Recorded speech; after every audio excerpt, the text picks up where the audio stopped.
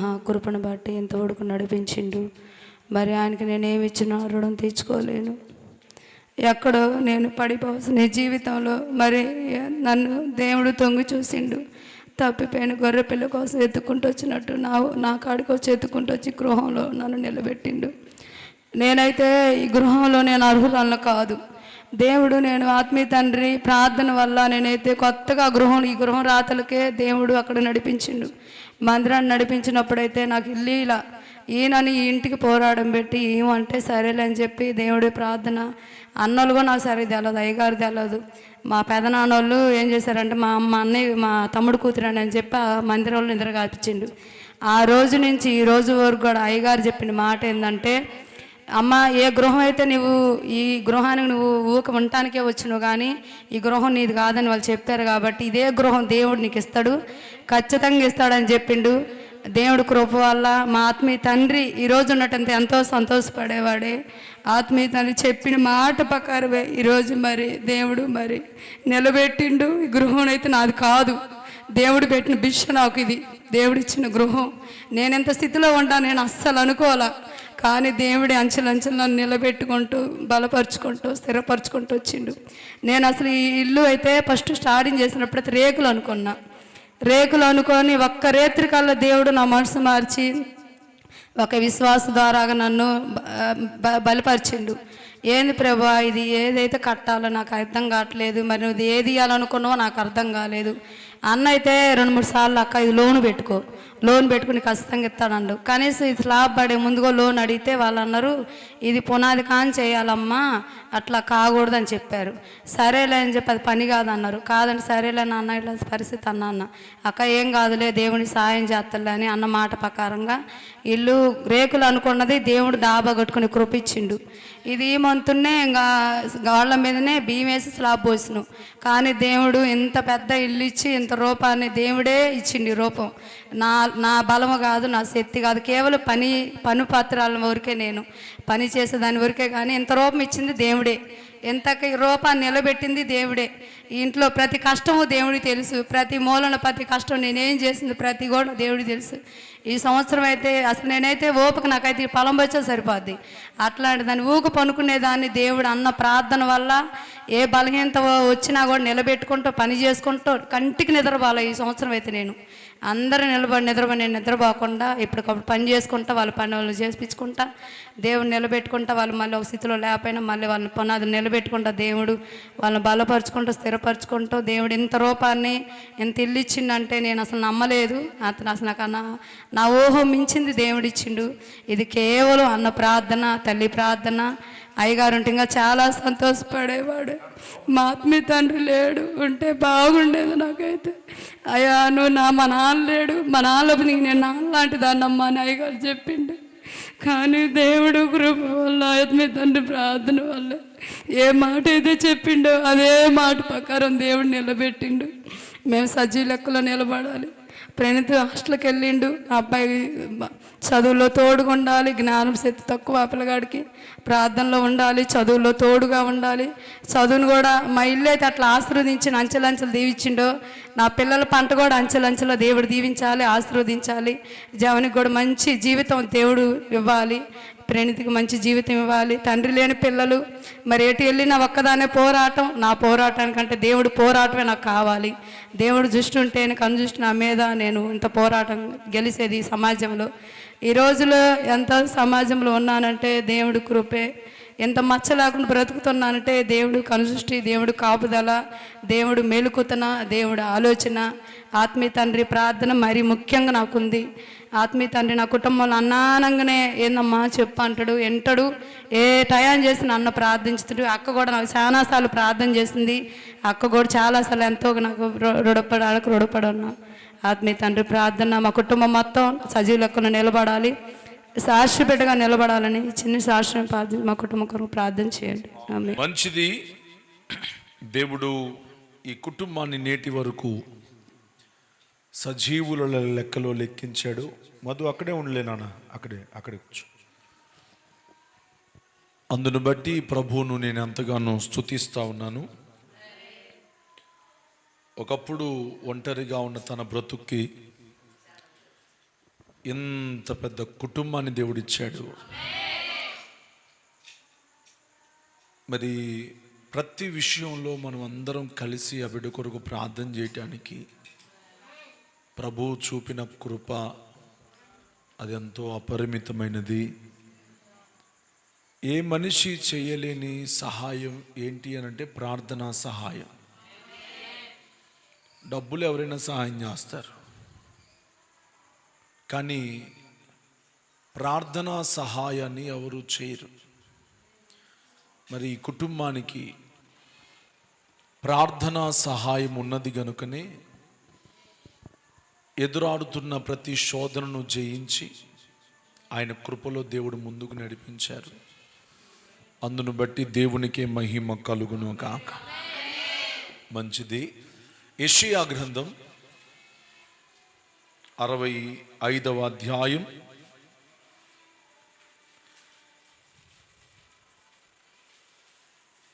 24వ వచనాన్ని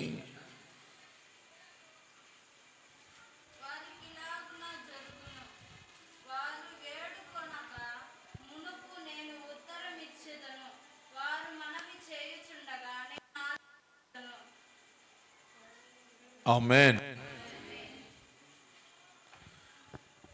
వారు మొర్రపెట్టక మునుపే నేను ఉత్తరమిచ్చేదను, వారు మాట్లాడుచుండగానే. మన దేవుడు ఎవరు అనంటే మొర్రపెట్టక ముందే మనకు ఉత్తరమిచ్చే దేవుడు. అంటే ఏ ఆలోచనైనా హృదయములో నుంచే ప్రారంభమవుతుంది. అంటే హృదయములో ఆలోచన రాకమునిపే, హృదయములోనికి ఆలోచన తట్టక మునిపే ప్రభువు మనకు ఉత్తరమిచ్చే దేవుడై ఉన్నాడు. హల్లెలూయా. వారు మాట్లాడుచుండగానే నేను ఆలకించెదను. ఎంత అద్భుతమైన మాట ఇది. బిడ్డలారా,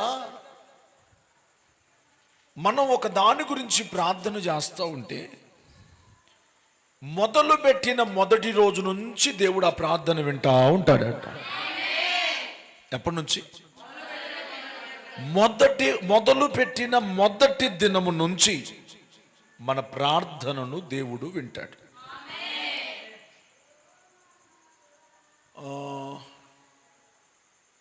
దానియేలు పుస్తకం 10వ అధ్యాయం 12వ వచనం. దానియేలు పుస్తకం 10వ అధ్యాయం 12వ వచనం.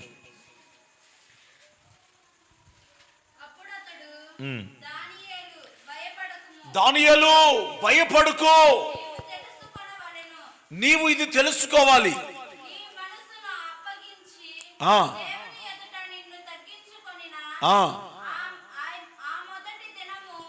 ఆ మాట అండర్లైన్ చేయండి.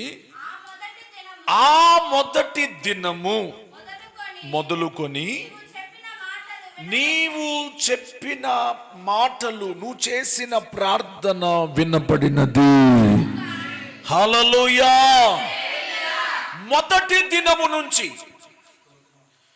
మీరు చేసిన ప్రార్థన వినపడినది. ఈ కుటుంబం కోసం మొదట చేసిన ప్రార్థన దేవునికి వినపడింది. మన దేవుడు ఎవరు అంటే వినపడగానే మనతో ఆ కార్యాన్ని జరిగించడానికి పూనుకునే దేవుడు, ఇష్టపడే దేవుడు. మనం ఏం చేయాలి అనంటే ప్రార్థనతోనే మన కుటుంబాన్ని కట్టుకుంటూ ఉండాలి. ఈ 6 నెలలు కూడా దేవుడు సురక్షితంగా ఈ కుటుంబాన్ని నడిపించాడు. ఎందుకు అనంటే ఈ కుటుంబం ప్రార్థనా ప్రాకారంలో ఉంది. ప్రార్థనా ప్రాకారంలో ఉన్న కుటుంబాలు ఎప్పుడు క్షేమంగానే ఉంటాయి. అమ్మా, ఆ ప్రార్థనా ప్రాకారంలో ఉండాలి అనంటే మనము ముందు దేవుని సన్నిధిని మానక వెంబడిస్తూ ఉండాలి. రోజు బడికి పోయే వాడి మీద టీచర్ ఎట్లయితే శ్రద్ధ చూపుతుందో దేవుని మందిరము లోనికి వచ్చే వారి మీద కూడా సంఘం, దేవుని సేవకుడు కూడా శ్రద్ధను చూపుతాడు. అంతేగాని కొంతమంది అనారోగ్యాలు ఉన్నప్పుడు, సమస్యలు ఉన్నప్పుడు, ఒకవేళ సమస్యలు వస్తాయేమోనని వెంబడిస్తారు. అటువంటి వారికి ఎప్పటికీ మేలు జరగదు నాన్న. మొదట ప్రభువును వెంబడించిన నాటి నుండి దేవుడు మన మనవిని ఆలకిస్తూనే ఉంటాడు. దేవుడు మన మనవిని వ్యర్థపరిచే దేవుడు కాదు. మీరు అడగక మునిపే చదవండి మత్తయి సువార్త 6వ అధ్యాయం. వాక్యం వింటున్నావు నువ్వు? వాక్యం వింటున్నారా? చేతులు పెట్టుకో. ఈ కాలు నీయనా నా దగ్గర పెట్టుకో. 6వ అధ్యాయం 8వ వచనం చదవనమ్మా.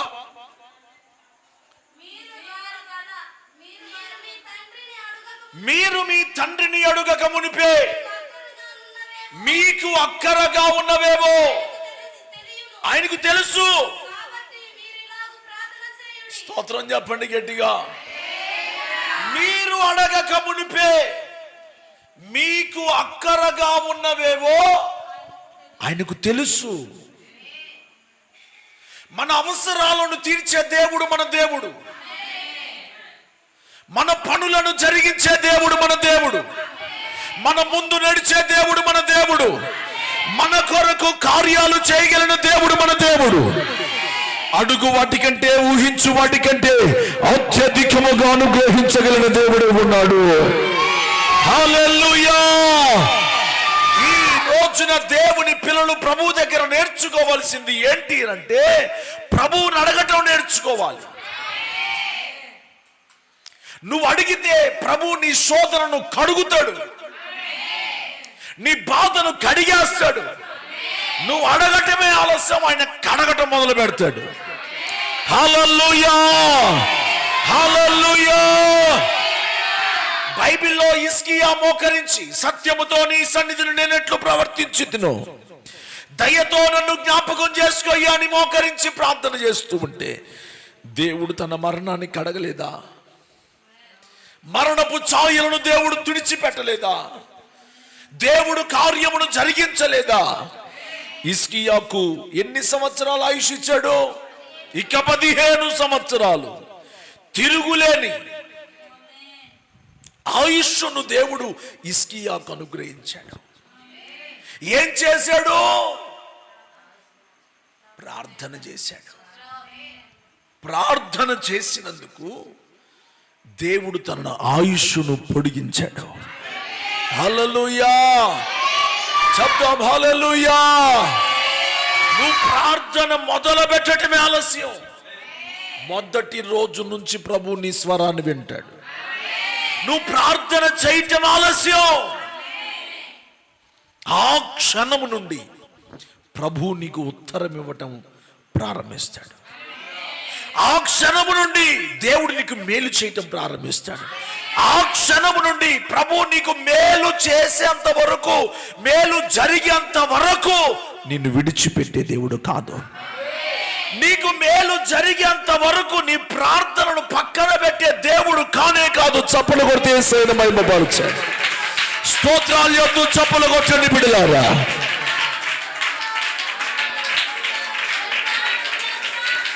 ఆమేన్. అడగక మునుపే అక్కరలెరిగి అవసరాన్ని తీర్చిన ఆత్మీయుడా, ఎందరు ఉన్నా బంధువు నీవై భాగ్యవంతుడా. నువ్వే చప్పలు కొట్టుకో. ఇది ఎందుకు రావట్లేదు? అది కూడా ఉండాలి కదా మైండ్.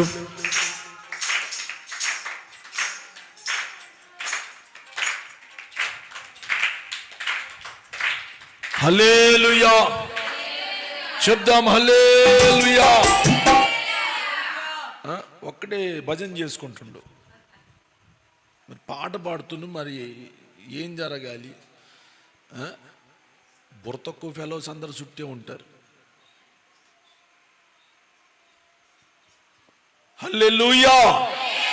చెప్పండి హల్లెలూయా. దేవుని పిల్లల మనవిని దేవుడు ఆలకించే దేవుడై ఉన్నాడు. ఎప్పటి నుంచి ఆలకిస్తాడు? మొదటి దినం నువ్వు మొదలుపెట్టిన ఆ క్షణం నుండి, ఆ రోజు నుండి, ఆ సమయం నుండి నీకు ఆ సమస్య ముగించబడేంత వరకు కూడా దేవుడు మేలు చేసే దేవుడే ఉన్నాడు, కార్యములు చేసే దేవుడై ఉన్నాడు, కనికరించే దేవుడై ఉన్నాడు. హల్లెలూయా. ఇప్పుడు మీకు కలగవలసిన గ్రహింపు ఏంటో తెలుసా? ప్రార్థన చేయాలన్న మనసు రావాలా. నువ్వేంది ఏం ఆమెను చెప్పట్లేదు, అల్లు అంటే మా కూట మీరు అందరూ చెప్పాలన్నా. ఇట్లా లేచి నిలబడి ఇక్కడ కూర్చుందిరా, త్వరగా రా అమ్మా. చాలు ఇందా తాడు తీసి చేతిలో పెడతా నీది. హల్లెలూయా చెప్పు గట్టిగా. నువ్వు ఒక్కదాని హల్లెలూయా చెప్పు. ఇది బాగుంది. ఎప్పుడైనా నా దగ్గర, నా కాళ్ళ దగ్గరే కూర్చో నువ్వు, సరేనా? బాగుసారి వచ్చింది. గట్టిగా చెప్పండి హల్లెలూయా, హల్లెలూయా. మొదటి దినము నుండి, మొదటి క్షణము నుండి, మొదటి రోజు నుండి ఆ ఘడియలోనే దేవుడు మేలు చేయటానికి ప్రారంభించే దేవుడై ఉన్నాడు. మనకు రాంది ఏంటంటే ప్రార్థన. ఫైటింగ్లు బాగొచ్చు, నక్క చిత్తులు బాగొచ్చు, కానీ రాంది ఏంటంటే ప్రార్థన. చెయ్యలేని ఏదైనా ఉందంటే అమ్మో అది పెద్ద పని బాబే. తల్లులు పిల్లల్ని, దేవుళ్ళో ఉన్న పిల్లల్ని లేపుతా ఉంటే, అమ్మా 10 నిమిషాలు ఉండో, అమ్మా ఏంది 10 నిమిషాలు ఉండో, లెగుతాలే ఉండో, పోతాలే ఉండో. ఏది బద్ధకం? ప్రార్థన అంటే బద్ధకం. సన్నిధిలో కూర్చోవటం బద్ధకం. వాడిని బైబిల్ ఏముందో తెలుసా? సోమరి అంటాడట. ఇంకొంచెం సేపు పడుకునేదనని, ఇంకొంచెం సేపు కునికెదనని నీవు అనుకుంటివి. దోపిడిగాడు వచ్చినట్లు దారిద్ర్యం నీ దగ్గరకు వస్తుంది. స్తోత్రం చెప్పండి. దేవుడు మెలకువగలిగిన ఆత్మనిస్తే వెంటనే లేచి ప్రార్థన చెయ్యాలి, కానీ దరిద్రం వచ్చే పనులు చేయకూడదు. ఎప్పుడు వస్తుంది దరిద్రం? సోమరితనంగా ఉన్నప్పుడు. సోమరి వాని చేను నేను దాటిరాగా ముళ్ళ పదులను, గచ్చ పదులు, బలు రెక్కసి చెట్లు దానిలో మొలిచెను. ఏ విత్తనం వేసినా ఎదిగిద్దంటారా? ఏ విత్తనం వేసిన పంట బాగా చేతికి వస్తుందంటారా? ఏం జరుగుతుంది? ఆ పొలం ఎలాగున్నది? ఆ పొలం ఇంకా దున్నబడలేదు, మెత్తన చేయబడలేదు, నాటడానికి అనుకూలముగా లేదు కనుక ఆ పొలం నిస్సారమైపోతుంది. మీరు చూడండి, పంట కంటే కూడా ఈ గరకే ఎక్కువ మొలుస్తూ ఉంటుంది, అదే బలమంతా గుంజుకుంటుంది. అవునా? గరకే కలుపే ఎక్కువ పెరుగుతూ ఉంటుంది. అమ్మా సేలు కాండ్రానంత ఆ గరక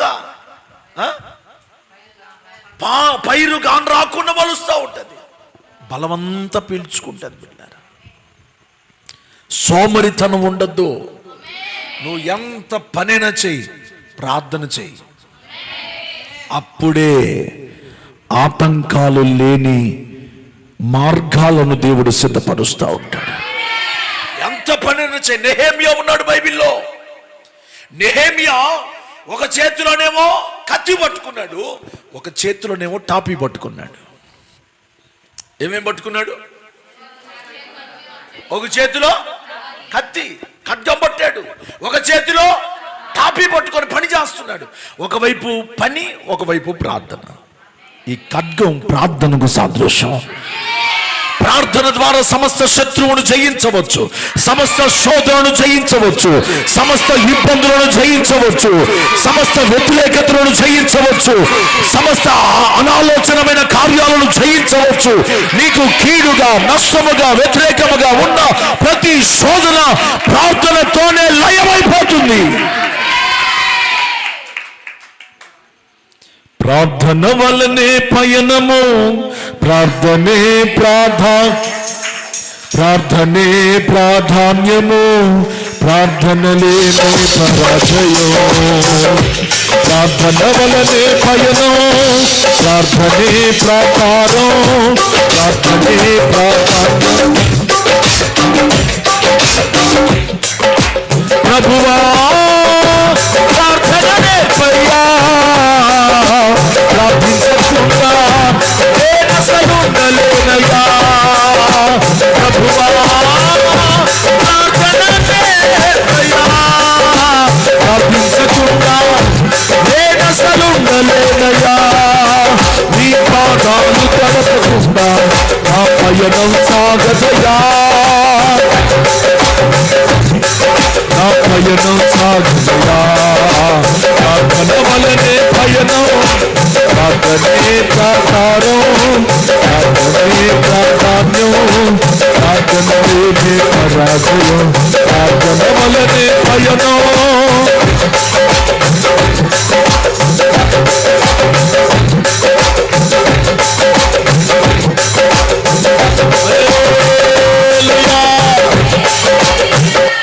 కీర్తనల పుస్తకం 34వ కీర్తన 15వ వచనం. కీర్తనల గ్రంథం 34వ అధ్యాయం 15వ వచనం.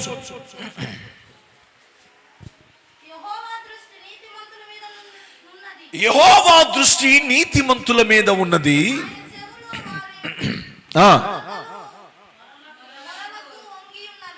ఏం మొలల ఆసుపత్రి ఉంది అయింది నీకు? మొలల వైద్యశాల ఏమైనా ఉందా? మొలలకు అంటున్నావు, మంచిగా చదువు. యెహోవా దృష్టి నీతిమంతుల మీద ఉన్నది. అదుగో ఆయన చెవులు వారి మొరలకు యోగ్యం ఉన్నవి. దేవుని యొక్క చెవులట ప్రార్థన చేసే వారి దగ్గర అలాగున వింటూ ఉంటాడంట. చెవి యొగ్గి ఆలకిస్తాడంట ఆయన. అందరు చెప్పండి అన్నమాట. ఇంకొంచెం గట్టిగానండి. అమ్మా హేమా తల్లి, నీ ప్రార్థనను దేవుడు చెవి యొగ్గి ఆలకిస్తున్నా. మరి చేస్తున్నావో లేదో తెలియదు. చెయ్యాలి, చెయ్యాలి. చేస్తేనే మనం జయిస్తాం. చేస్తేనే అది మన పిల్లలకు ప్రాకారంగా ఉంటది. చేస్తేనే మన ఇంటికి దీపంగా ఉంటది. చేస్తేనే మన మార్గాలకు వెలుగుగా ఉంటుంది. చేస్తేనే మనకు అది ప్రార్థన నీడగా ఉంటుంది. చేస్తేనే అది మనకు క్షేమముగా ఉంటుంది. హల్లెలూయా, హల్లెలూయా. ప్రార్థన చేయటం నేర్చుకోవాలి. ప్రార్థన చేయటానికి పూనుకోవాలి. పని పూనుకుంటాంగా అట్లనే ప్రార్థన చేయటం పూనుకోవాలి. ఏం చేయటం పూనుకోవాలన్నా? ప్రార్థన చేయటానికి పూనుకోవాలా. అమ్మా చాలా మందికి అరగంట చేయటం గగనం, 10 నిమిషాలు చేయటం గగనం, 5 నిమిషాలు చేయటం మహాతెప్పలు. ఏందో నా బుద్ధి గిట్ట తయారైంది, ఏందో నా జీవితం. 5 నిమిషాలు ప్రార్థన, అమ్మో స్తోత్రం. రోజు మొత్తం మూలగమన్నా రోగంతో మూలుగుతారు, కానీ ప్రార్థనలో ప్రార్థన చేయమంటే వినరుగా.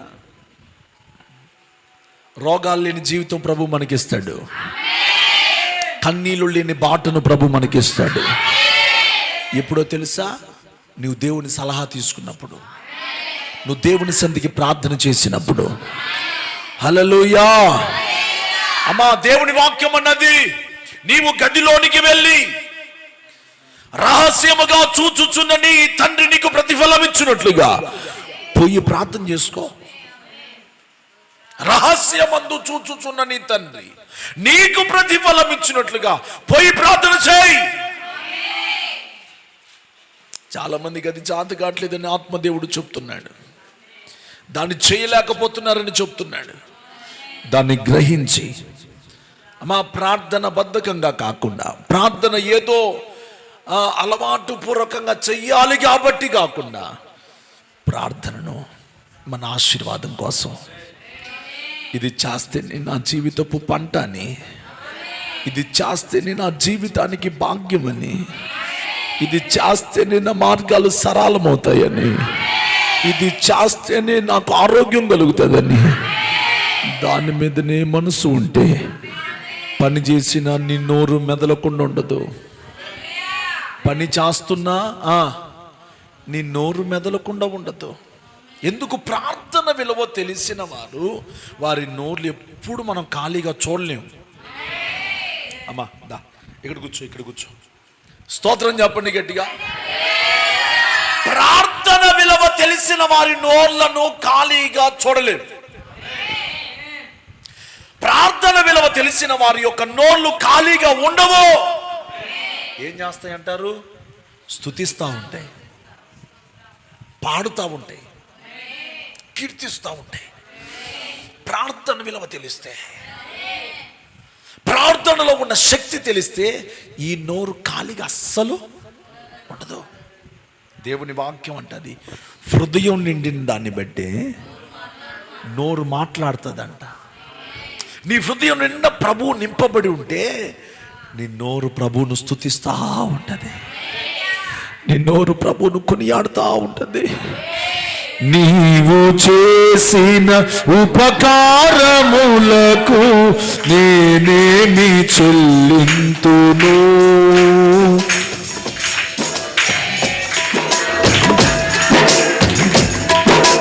నేనేమి చెల్లింతును. ఏలాది దూరలగా ఏలాది కొట్టేలగా ఏలాది దూరలగా ఏలాది కొట్టేలగా నీవు చేసిన ఉపకారములకు నేనేమి చెల్లింతు. అందరూ చెప్పండి. ఉపకారములకు నేనేమి చెల్లింతును. వీరికి నలిగిన బలియాగమునకు నా హృదయమంతును. వీరికి నలిగిన నా హృదయమంతును. అతట మనసు లేనట్టి హృదయాన్ని నీకుచునా చాలునా. అతట మనసు లేనట్టి హృదయాన్ని నీకుచునా చాలునా.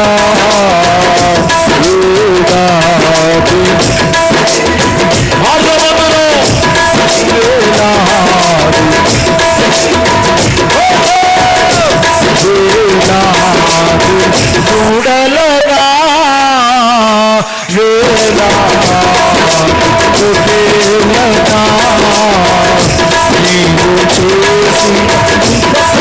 ఉపకారములకు నేనేమి చెల్లింతును. నీవు చేసిన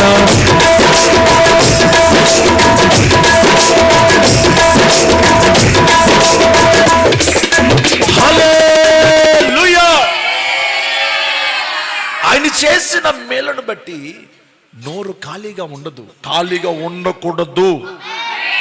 ఉండదు కాదు, ఉండకూడదు.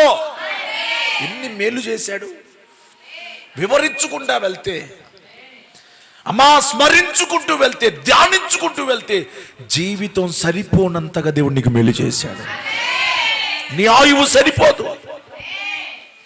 ప్రతిదినము నీ పట్ల ప్రభు చేస్తున్న మేలును నువ్వు గనక ధ్యానిస్తే, అస్సలు నిజంగా నీకు అర్థమైతే, ముందు అది కావాలా, దేవుని ప్రేమ అర్థం అవ్వటం కావాలి ముందు. అది అర్థమైతే నీ నోరు ఖాళీగా ఉండదు. అది అర్థమైతే నీ హృదయం ఖాళీగా ఉండదు. అది అర్థమైతే నీ హృదయం చెడుతో నింపబడదు. అది అర్థమైతే నీ హృదయం మూర్ఖత్వంతో నింపబడదు. అది అర్థమైతే నీ హృదయం అవిధేయత చూపదు. అది అర్థమైతే హృదయం దేవునికి దూరం కాదు. దేవుని ప్రేమ, దైవజనుని ప్రేమ, వాక్యం ప్రేమ నీకు అర్థం కాకపోతే నీ హృదయం దేవునికి దూరంగా, సన్నిధికి దూరంగా, వాక్యానికి దూరంగా అయిపోయి ఏమవుతుంది అంటే నీ హృదయంలోనికి అవిధేయత, నీ హృదయంలోనికి లోబడలోని తలం, నీ హృదయంలోనికి మూర్ఖత్వం, నీ హృదయంలోనికి ఐహిక విచారాలు ఇవన్నీ చొరబడతా ఉంటాయి. అవి లేనప్పుడే empty mind the devil's home అని అన్నాడు ఒక వక్త అన్నాడు ఆ మాట. Empty mind is the devil's home. ఖాళీగా ఉన్న హృదయం సైతానగాడికి ఇల్లు. నా భాష మీకు అర్థమైందా? ఖాళీగా ఉన్న హృదయం సాతానుగాడికి ఒక మంచి నిలయం అది. ఇప్పుడు చెప్పండి, మీ హృదయాలు ఖాళీగా ఉంచుకున్నారా? ఉంటే మాత్రం నీ హృదయం సైతానికి ఇల్లు అయిపోయింది. నీ హృదయం ఇప్పుడు ఈ ఇల్లు ఖాళీగా ఉందనుకో, రేపు కట్టిన తర్వాత మొత్తం చేసిన తర్వాత కూడా ఖాళీకి పెట్టావు అనుకో, ఏమొస్తాయి అంటావు? సైతాను మన హృదయంలోకి, ఇంట్లోకి ఆలోచిస్తున్నాయి. ఏమొస్తుందబ్బా, ఏమన్నా ఎవరన్నా వచ్చి రాపించుకుంటారంటవా? రాండ్రా చూద్దాం అన్నట్టు చూస్తుంది. హల్లెలూయా. అమ్మా ఖాళీగా ఉన్నదనుకో బూజు పట్టిపోయింది. ఖాళీగా ఉన్నాయి అనుకో అమ్మా ఎలకలు దూరటం, పాములు దూరటం, అమ్మా కుక్కలు దూరటం, దానికి నివాస యోగ్యమైన స్థలం అయిపోతుంది. నీ హృదయం ఖాళీగా ఉన్నా సర్పానికి ఇది నిలయం అయిపోతుంది, సైతానుగాడికి నిలయం. Praise the lord. చెప్దాం హల్లెలూయా. దేవుని ప్రేమ నీకు అర్థమవుతుంది, నీ హృదయం, నీ నోరు ఖాళీగా ఉండదు. నా మాట మీకు అర్థమైందా? దేవుని ప్రేమ నీకు అర్థమైతే, దేవుని సన్నిధిని గురించిన ఆసక్తి నీలో ఉంటే, నీ హృదయము గాని నీ నోరు గాని ఖాళీగా ఉండటానికి ఇష్టపడదు. నువ్వు కూర్చున్నా, పడుకున్నా, లేచినా, నడిచినా అది నీతో ముచ్చటిస్తూ ఉంటుందంట. సామెతల గ్రంథం 6వ అధ్యాయం 20వ వచనం చదివి పెట్టండి. నా కుమారుడా, నీ తండ్రి ఆజ్ఞను గైకొనుము, నీ తల్లి ఉపదేశమును త్రోసివేయకు. వాటిని ఎల్లప్పుడూ ఎక్కడ పెట్టాలా? వాటిని ఎల్లప్పుడూ నీ హృదయమందు ధరించుకొనుము, నీ మెడ చుట్టూ వాటిని కట్టుకొనుము. నువ్వు త్రోవను వెళ్ళినప్పుడు అది నిన్ను నడిపిస్తుంది, నువ్వు పడుకున్నప్పుడు అది నీతో ముచ్చటిస్తుంది, నువ్వు మేలుకొనినప్పుడు అది నీతో ముచ్చటిస్తుంది. ఆజ్ఞ దీపముగాను, అది ఆజ్ఞేమో దీపంగా ఉంటది, ఉపదేశమే వెలుగుగా ఉంటది. స్తోత్రం చెప్పండి గట్టిగా. హల్లెలూయా. అమ్మా దేవుని పిల్లలు హృదయాన్ని ఖాళీగా ఉంచకూడదు. ఎట్టుంచకూడదు? ఖాళీగా ఉంచొద్దు. హృదయాన్ని ఖాళీగా ఉంచాము అని అంటే 100 దారులు ఎత్తుక్కుంటుంది ఇది. ఎన్ని దారులు? ఎటు పోదామా, ఏడ సాగిల పడదామా, ఏడ కూర్చుందామా, ఎవరితో మాట్లాడదామా, ఎవరికి కయ్యాలు పెడదామా, ఎవరికి నష్టం చేద్దామా అని ఈ హృదయం పలు పలు విధాలుగా, పలు రకాలుగా 100 దారులు ఎత్తుక్కుంటుంది. స్తోత్రం చెప్దాం హల్లెలూయా. అమ్మా అందుకనే పదే పదే మీతో చెప్పే మాట, అమ్మా ప్రార్థన చేయండి అమ్మా. ఇళ్ళల్లో మీ ఇంట్లో మొదటి దీపం వెలిగేలోగా నీ ఇంట్లో ప్రార్థనా దీపం వెలగాలి. మొదటి దీపం అంటే ఈ లైట్లు వేస్తాం చూసావా, ఆ లైట్ వేసేలోగా నీ ప్రార్థనా దీపం ముందే వెలగాల. అది అస్సలు దీపం వెలిగించే పద్ధతి. అది అసలు దీపం వెలిగించే పద్ధతి. ఈ వెలుతురు ఏందమ్మా, నా మొహం చూపిస్తుంది అంతే, మీ మొహాలు చూపిస్తుంది అంతే. జీవితాన్ని వెలిగించే శక్తి దానికి లేదు. పరిస్థితులను వెలిగించే శక్తి దానికి లేదు. వెలిగించేది ఒక్కటే, ఆ దీపకాంతిలో నువ్వు పోగొట్టుకున్నవన్నీ కనపడతా ఉంటాయి. ఆ దీపకాంతిలో నువ్వు మర్చిపోయినవన్నీ నీకు జ్ఞాపకం వస్తూ ఉంటుంది. ఆ దీపకాంతిలో ఒక హస్తం నువ్వు చూస్తావు, ఒక తోడును గమనిస్తావు, ఒక కంచెను గమనిస్తావు, ఒక తండ్రిని ఎదురుకు రావటం నువ్వు చూస్తావు, అభ్యాసం ఒక మనిషినితో ఉండటం నువ్వు చూస్తావు. ఆ దీపకాంతి ఏ కాంతిలో తెలుసా? ప్రార్థనా దీపకాంతి అది. హల్లెలూయా! ప్రార్థన దీపాన్ని వెలిగించు, అప్పుడు ఆ పాదాలు నీకు కనబడతాయి, అప్పుడు ఆ స్వరం నీకు వినబడుతుంది, అప్పుడు ఆ కంచె నీకు కనబడుతుంది, అప్పుడు నువ్వు పోగొట్టుకున్నవి నీకు కనబడతాయి. హల్లెలూయా! ఉప్పు అన్నదంట అన్నేసి చూడు నన్నేసి చూడు అన్నదంట. ఏంటిది? అన్నేసి చూడు నన్నేసి చూడు అని మసాలాలకి టమాటాలకు సవాల్ చేస్తుందట. రావే చూసుకుందాం, నిన్నేసి చూడు నన్నేసి చూడు. ఎన్నేసినా వేసుకోలేదు, దాంట్లో ఉప్పు పడితే అప్పుడు వచ్చింది దానికి రుచి. ఇన్ని చేసి చూడు, ప్రార్థన చేసి చూడు. నువ్వు ఏదన్నా చేసి చూడు, ప్రార్థన చేసి చూడు.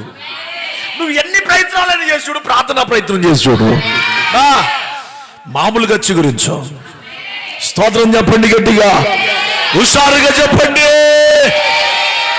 ప్రయత్నాలు ఎన్నెన్నో చేస్తున్నావు, దేవుడు మాట్లాడుతున్నాడు నీతో. ఎన్నో ప్రయత్నాలు చేస్తున్నావు, ఎన్నో ఆలోచనలు చేస్తున్నావు, ఎన్నో ప్రయత్నాలు, ఎన్నో మార్గాలు వెళ్తున్నావు. ఇప్పటి నుంచి నువ్వు చేయాల్సిన ప్రయత్నం ప్రార్థనా ప్రయత్నం. ఎలియా ప్రార్థన చేస్తే ఏమొచ్చాయి చెప్పరే? Very good. ఇంకా స్తోత్రం.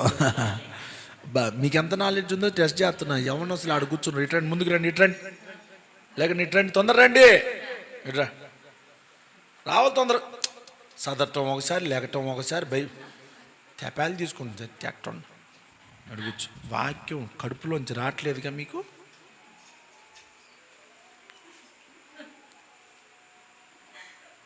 అంత వచ్చింది కడుపులోంచి నాకు. హల్లెలూయా!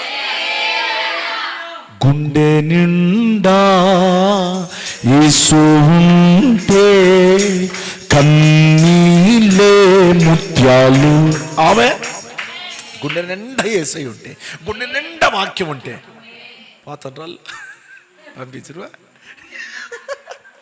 గుండె నిండా వాక్యం ఉంటే, అమ్మ గుండె నిండా ప్రార్థన ఉంటే నీ కన్నీళ్ళు దేవునికి ముత్యాల్లాగా కనపడతాయి.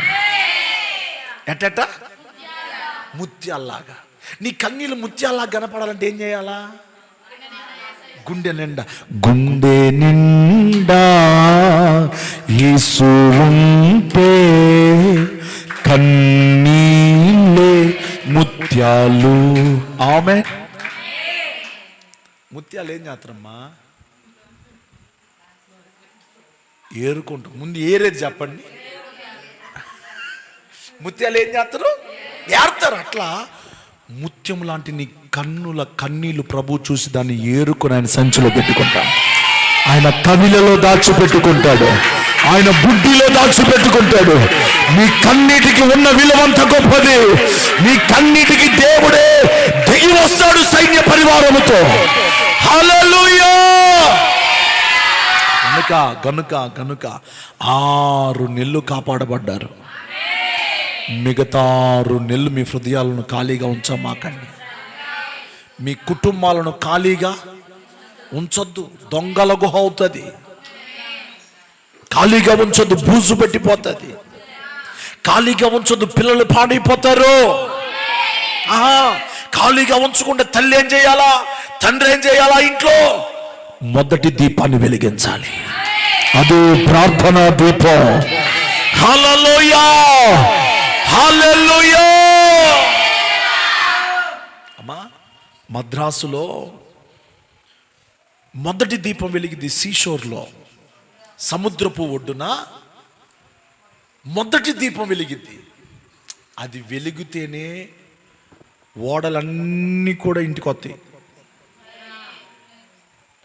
పెద్ద పెద్ద కంటైనర్లు, ఓడలు, పడవలు, అమ్మా ఇంకేమంటారు వాటిని, స్టీమర్లు అన్నీ కూడా ఒడ్డుకొస్తాయి. అది ఎలగలేదా ఇక వాళ్ళు చిక్కుకున్నట్టే, సచ్చినట్టే, గొర్రె. ఇక లేదు. ఆ లైట్ ఏం చేస్తుందో తెలుసా?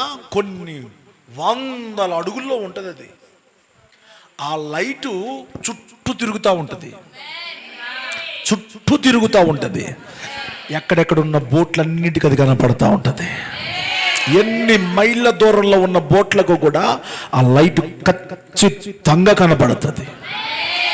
తుఫాన్లు వచ్చిన సముద్రం అల్లా కల్లోలమవుతా ఉన్న దానికి మించిన అలా రాదు, అంత ఎత్తునుంటుంది అది.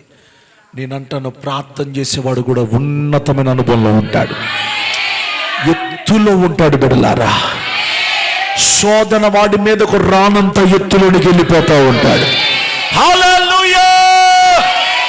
నువ్వే ఒక మార్గం అయిపోతావు. ప్రార్థన ఉండాలి నాన్న.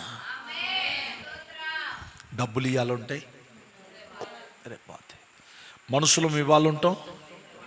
మొన్న ఎప్పుడమ్మా మీ నా దగ్గరికి వచ్చింది? ఎప్పుడు నా దగ్గరికి వచ్చింది? ఎప్పుడమ్మా? నిన్ననేనా? శుక్రవారం మైతిమరుపు వచ్చింది నాకు. శుక్రవారం ఆ రోజు నేను భూస్థాపన కార్యక్రమానికి వెళ్ళాలి. యాక్చువల్గా మన విశ్వాసి ఒక ఆయన చనిపోయినాడు. అక్కడికి అన్నోళ్ళను పంపించాను. ఆయన మంచం పడి చనిపోలా, ఒకే ఒక విరోచనం ఏందంట, నీరసం అయిపోయాడు. పడుకున్నాడు చనిపోయాడు. 85 సంవత్సరాలు ఆయనకి. ఎన్ని సంవత్సరాలు? ఆరోగ్యంగా తిరిగాడు.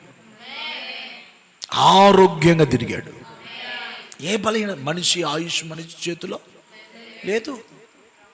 లేదు. నేను మొన్న తెలంగాణ ప్రాంతానికి వెళ్ళాను, మీకు చెప్పాను కదా. తెలంగాణ ప్రాంతానికి అక్కోళ్ళ నాన్న వాళ్ళు ప్రతిష్ఠిత ఆరాధన పెడితే అక్కడ వాక్యం చెప్పడానికి 2 దినాలు వెళ్ళాను. అదైపోయిన తర్వాత ఇంకో స్థలానికి వెళ్ళాను. వెళ్తే కొత్త ఇల్లు, ఎంత సుందరంగా ఉందో ఆ ఇల్లు, ఎంత చక్కగా ఉందో. మెట్లు దిగుతుంటే పాము గరిచిందమ్మా. ఓపెనింగ్ చేసుకున్న 2వ రోజే చచ్చిపోయాడు. ఓపెనింగ్ చేశాడు, ఇంకా ఇంట్లోకి సామాను కూడా తేల.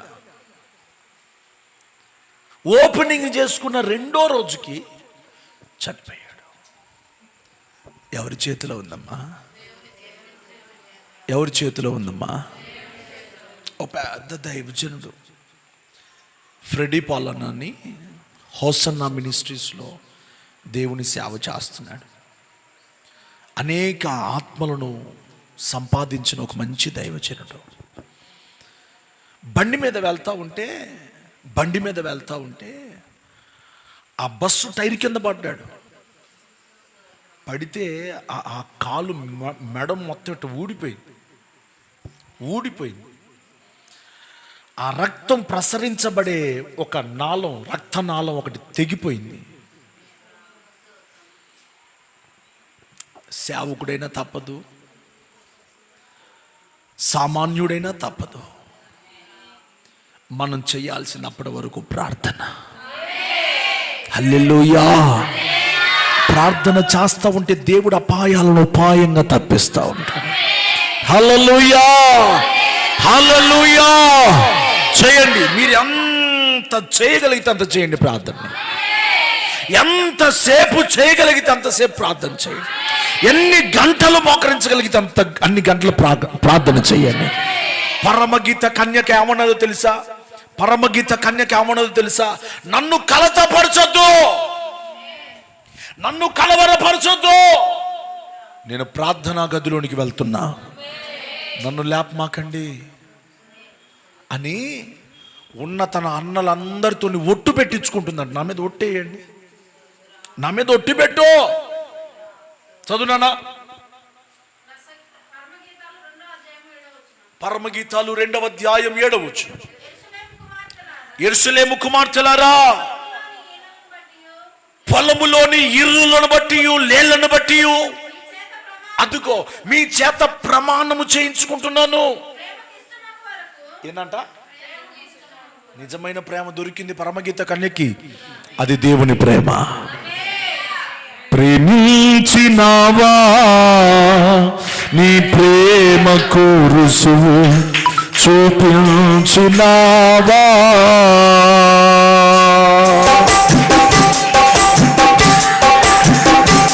పాడండి.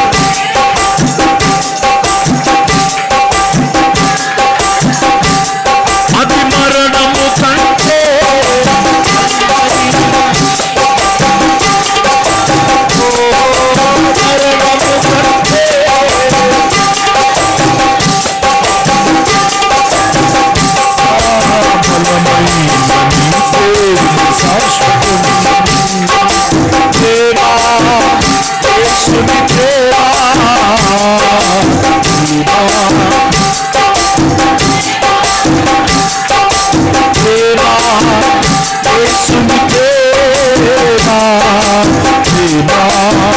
శాశ్వత ప్రేమ. ప్రేమించినావా,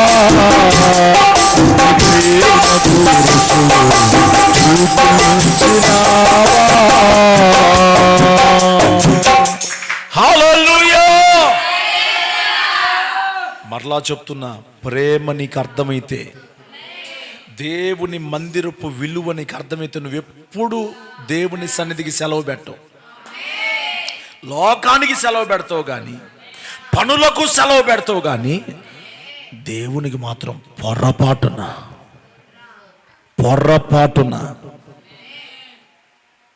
అస్సలు జరగని పనది. మనం చచ్చిపోయేదాకా జరగకూడని పని ఏదైనా ఉన్నదంటే దేవుని సన్నిధికి దూరం కావటం.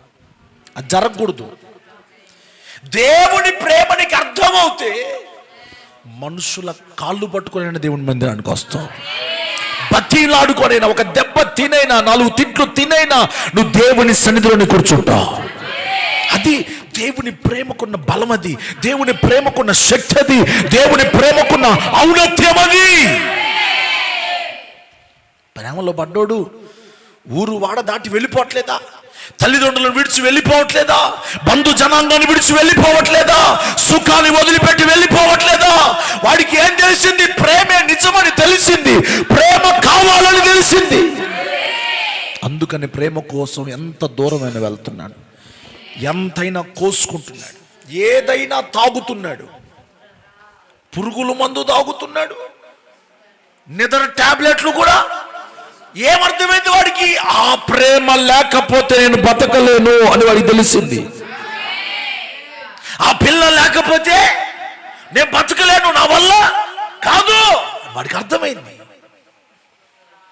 ప్రేమ పిశాసి. ఇప్పుడు మీరు చెప్పండి, మీలో పిశాసులు ఎంతమంది? ప్రేమ పిశాసులు. ఏ పిశాసి? ఏందమ్మా పిచ్చి పట్టిందైంది నీకు? చీకట్లో పోతామంటే ఏందమ్మా పేదనికి? రోజు కొట్టాలంటే ఆడిగిపోతారమ్మా. ఆడిగిపోయి ఏం చేస్తారమ్మా? పిచ్చి పట్టిందే నీకు, తెక్కలదానా అన్నారా? నువ్వు ధన్యురాలివి. జనులు నిన్ను నిందించి హింసించి మీ మీద చెడ్డ మాటలెల్లా పలుకున్నప్పుడు మీరు ధన్యులు. దేవుడు మీకు మేలు చేస్తాడు. ఆ ఒక్క మాట అనంటారా తల్లి? అది చదవండి ఆ మాట.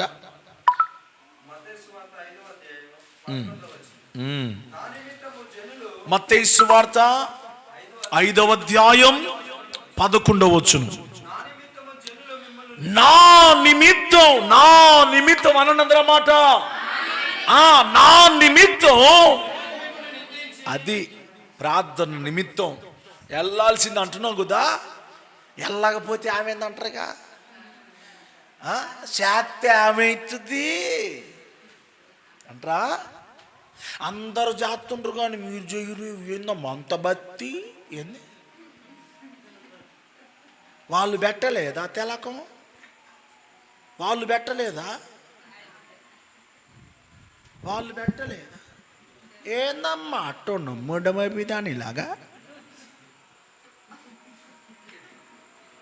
జనులు నిన్ను నిందిస్తున్నారా? లోకానికి సెట్ అవ్వట్లేదా నీ భక్తి? కాకూడదు, సెట్ కాకూడదు. మీరు లోకమునకు వేరే రక్షణ పొందాలి. అది సార్ క్వాలిటీ అంటే, అది సార్ భక్తి అంటే, అది సార్ రోషముగా నిలబడటం అంటే. హల్లెలూయా! బ్రతికేద నీ కోసమే, చావైనా లాభమే. దారి తొలగే తీరము చేరని ఘోర సుడిగాలిలో నావికుడా నా ఆర్తధ్వని విని నావను నడిపించినావే, తీరము చూపించినావే. హల్లెలూయా! నా ఆర్తధ్వని విని ఓడను నడిపించవయ్యా, దారిని చూపించవయ్యా, తీరము చూపించవయ్యా. నీ ప్రేమ మరవలేనయ్యా. యాకోబు అదే అన్నాడు, నిన్ను నేను విడువను దేవా, నీవు నన్ను దీవించు వరకు, నిన్ను నేను విడువను అసలు జరగకూడదు, అది జరగకూడదు. విడవటం అనేది జరగకూడదు. యేసయ్యనంట తండ్రి ఒక్క నిమిషం అట్లా విడిచిపెట్టాడంట. అందుకు యేసయ్య ఎంత ఏడుస్తున్నాడు తెలుసా? తండ్రి తండ్రి, నన్ను ఎలా చెయ్యి విడిచితివి, ఎలా చెయ్యి విడిచావు? ఈ రోజున చెయ్యి విడిచి నడుచున్న బిడ్డలారా, దేవుని ప్రేమ ఇంకా నీకు అర్థం కాల, దేవుని సన్నిధి విలువ నీకు అర్థం కాల, ప్రార్థన విలువ నీకు అర్థం కాలేదు, దైవ సేవకుని విలువ నీకు అర్థం కాలేదు, వాక్యపు విలువ నీకు అర్థం కాలేదు, ప్రార్థనలో ఉన్న శక్తి నీకు అర్థం కాలేదు, వాక్యములో ఉన్న మాధుర్యం నీకు అర్థం కాలేదు, దేవుని మందిరంలో ఉన్న ఆశీర్వాదం నీకు అర్థం కాలేదు. నువ్వు ఇంకా విశ్వాసిగానే ఉన్నావు కానీ యోధురాలు కాలేదు. విశ్వాసిగా ఉన్నోళ్ళు యోధులు అవ్వాలి, పోస్టు పెరగాలి. పిఏగా ఉన్నవాడు, అసిస్టెంట్గా ఉన్నవాడు రేపు వాడి హోదా పెరగాలి. ఎవరైనా కోరుకుంటారుగా. మొన్నటి దాకా గేట్ దగ్గర ఉన్నాడండి, ఇప్పుడు మేనేజర్ అయ్యాడండి. ఇప్పుడు నువ్వు ఇంకా విశ్వాసే, ఇంకా నేను లేకపోతే వాక్యం చెప్పేంత రావాలా శక్తి, నడిపించేంత రావాలా. అది నేను లేకపోతే, ఒకవేళ నేను రాలేని పక్షాన సంఘం అనేకులను నడిపించే విధంగా మారిపోవాలా. అది నేర్చుకునే విధానం, పాటించే విధానం. కానీ నేను లేకపోతే గుడికే తాళం వేసినట్టున్నారు మీరు. నేను లేకపోతే అమ్మా ఏరా నువ్వు ఒక పాట పాడుతూ వీళ్ళే వాక్యం చెబుతారు అంటవా?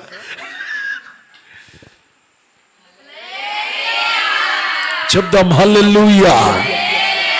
పరమ గీత కన్య కంటే అది ప్రేమకి ఇష్టమగునంత నన్ను లేపమాకన్నయ్య, ఒకసారి నా మీద తోడు పెట్టు, ఒకసారి నా ఒట్టు పెట్టు, లేళ్లను బట్టి ఇరువులను బట్టి నా మీద ప్రమాణం చేయి, నాకు కలిగిన పొలం మీద ప్రమాణం చేసి చెప్పు. ఏం మాట సార్! ఎప్పుడైనా దేవుని కోసం అట్లాంటి త్యాగం నేను ఉండలేనమ్మాయి. ఎరా నేను ఉండను, ఆదివారం వస్తుంది, నేను ఉండకూడదయ్యా, నేను నా గూటికి నేను చారాలి, ఆదివారం రానయ్యా, ఆరాధన సమయాన్ని నేను వేరే దానికి ఏనయ్యా, అది అయిపోయిన తర్వాత 4 రోజులు ఉంటానయ్యా, ఇప్పుడు మాత్రం ఈరోజు మాత్రం ఇది నా ప్రభుదయ్యా, ఏదో ఒక దాంట్లో దూరమాక, ఏదో ఒక దాంట్లోకి వెళ్ళి కూర్చోమాక. ఏ గూటి పక్షులు ఆ గూటికి చేరాలా. నువ్వు ఢిల్లీకి రాజు అయినా కానీ ఆరాధనలో దేవునికి కుమారుడివే. ఆ ఆరాధన భాగ్యంగా ఎంచాలి.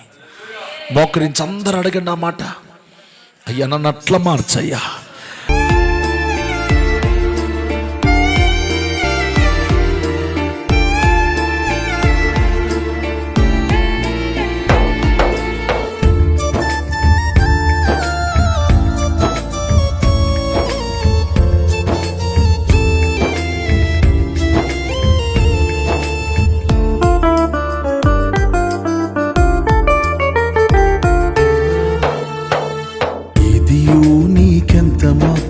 హాని చేయదు, సర్వశక్తుడు నీకు తోడుగా ఉన్నాడు. ఏదియూ నీకెంత మాత్రము హాని చేయదు, సర్వశక్తుడు నీకు తోడుగా ఉన్నాడు. ఆయనే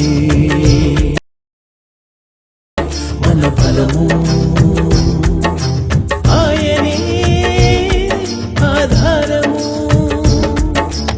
ఆయనే ప్రాకారము, ఆయనే మన అతిశయము. ఇదియు నీకెంత మాత్రము హాని చేయదు,